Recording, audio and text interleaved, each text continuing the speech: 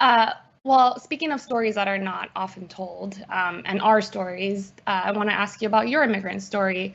Your parents moved here to this country as refugees from Vietnam. Tell us a bit about them and you and your journey. Yeah, my parents are superheroes. They really are. My parents both immigrated to the United States in 1978. They're both refugees from the Vietnam War. And which is funny, even as I say that now, the words the Vietnam War, it's funny because, I'm very much viewing the Vietnam War through a lens of someone who grew up in America and learned about that war here.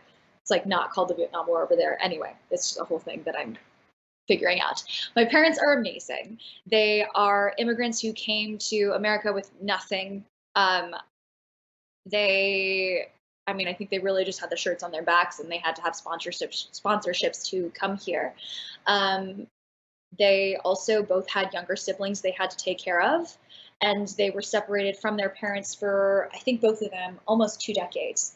Um, so they very much grew up in their late teens in America, learning how to assimilate into this world. They met at an English second language class in San Diego, and they very much grew up in a world where they didn't really have the luxury of having a dream. So the fact that I'm sitting here with you today talking about, being the first woman of color in Star Wars, being the first Southeast Asian Disney princess, to have that sort of career and to come from the place that I came from two people who, their dream was to have food on the table and have a roof over their heads and to provide opportunity for their children, which they very much did. Uh, but yeah, it means everything that I have done would not be possible without me growing up, seeing my dad wake up at 4 a.m., going to work every single day, seeing my mom, you know, working. When we were younger, she worked at this foundation called Women, Infants, and Children. And she was working a full time job and then also, cooking and cleaning and do all these things. And my parents are absolute superheroes. And I learned work ethic. I learned everything from them. I don't think that I would have been able to had the life that I had, and to get to where I am. Like right before I booked episode 8, I was still working in an office. I had been an assistant since I left high school. I was paying my way through college. At one point, I was working 4 different jobs. I don't think I could have done all of that if I wasn't raised by the people that I was raised with, or raised by. Um, so yeah, my parents are amazing. I mean, that does sound amazing, and it's so interesting because I think it's sometimes not until adulthood or you go through your own challenges of supporting yourself that you come to realize just how much our parents went through to bring us here and support us here, and how you kind of have to go through that full appreciation on your own.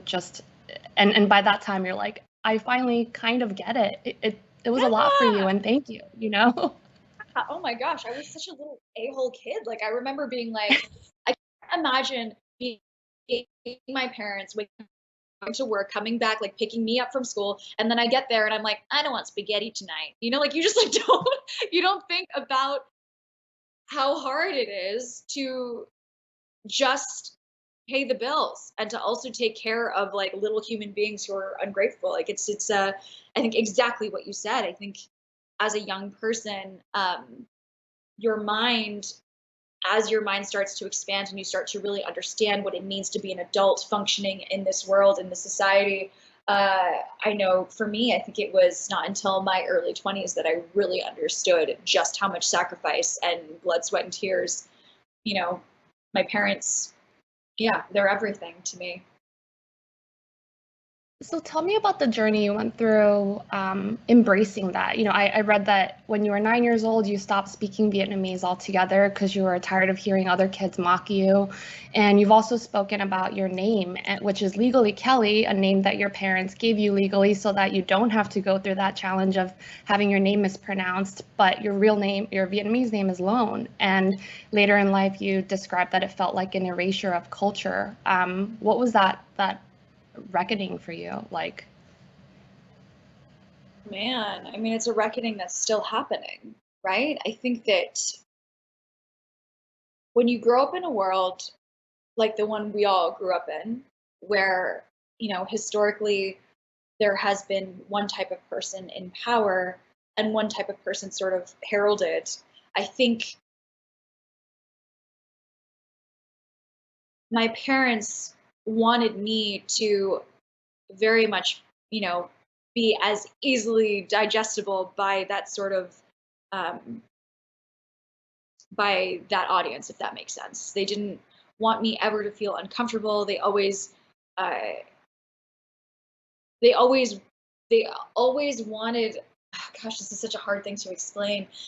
They always wanted me to feel like I was accepted within the society that sort of celebrated one type of lifestyle and one type of upbringing. So yes, they did what I think I probably would have done in their same place, which was give me a name that was easily uh, pronounced.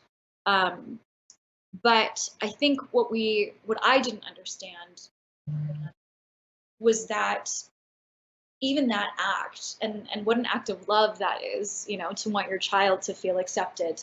Um, what I didn't realize is I don't even know who I am outside of this system. Because at birth, already something was changed to make me fit into that system. And that is a problem. uh, I have done, and I think, my friends and I talk about this all of the time. We don't even know what our identities are because we cannot unravel our identity with the world that we grew up in. And it's a very difficult thing to talk about, um, because we talk about, white supremacy, we talk about all these things that are so ingrained in our society that we can't even recognize it sometimes. Um, I forget who I was talking to. Someone was talking to me about culture and the way that we all walk around in culture and we don't even realize it. For example, like fish are in water, but they're not really.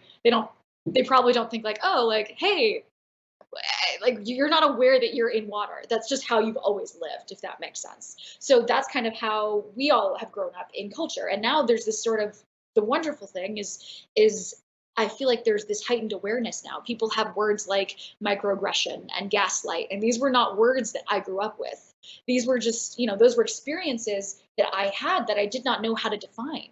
That I remember feeling weird whenever something like that would happen to me, but if you don't have a name for it, you can't put it out into the open. And it sort of becomes this like spiral of shame and like, did that really happen? And now we're living in this world where we all have this sort of shared vocabulary for these things, which I think is wonderful.